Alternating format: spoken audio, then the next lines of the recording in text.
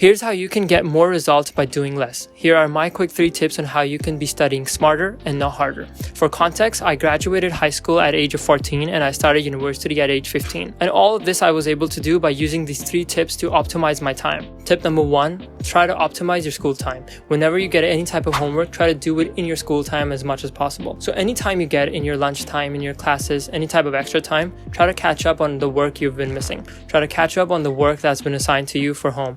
Like, this is something that I personally did as a practice. Any type of work that I would get to do as homework, I would just do it in my school time. This allowed me to pursue some of the other passions that I had instead of just spending my time at home just doing homework. Try to make the most of your time. Tip number 2 is try to associate some type of meaning to whatever you're trying to learn. This is a small technique that I use in my exams, which was super helpful.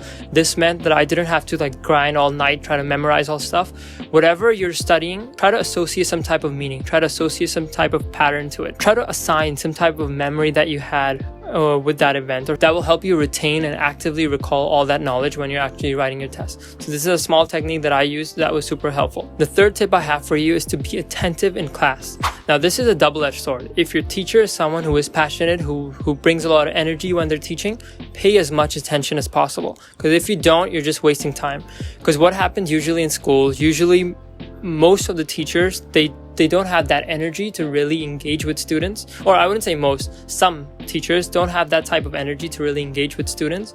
And what happens there is that students spend time at home learning the same stuff that the teachers taught. This was a common experience for me. My teacher was teaching me about, say, the quadratic formula.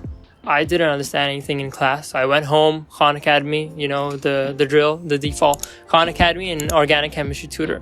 You just learn all the stuff you learn in school. I'm spending double the time to learn the same amount of material. This is super inefficient.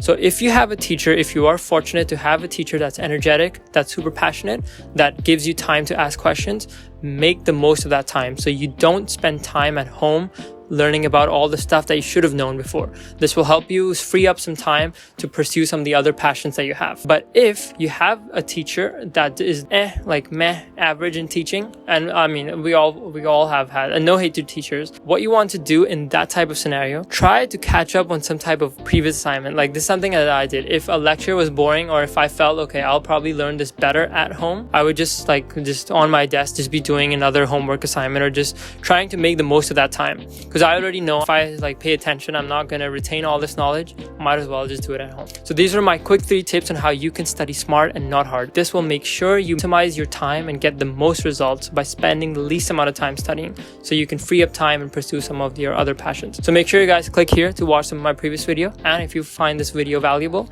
make sure you subscribe. And I'll see you guys in the next one.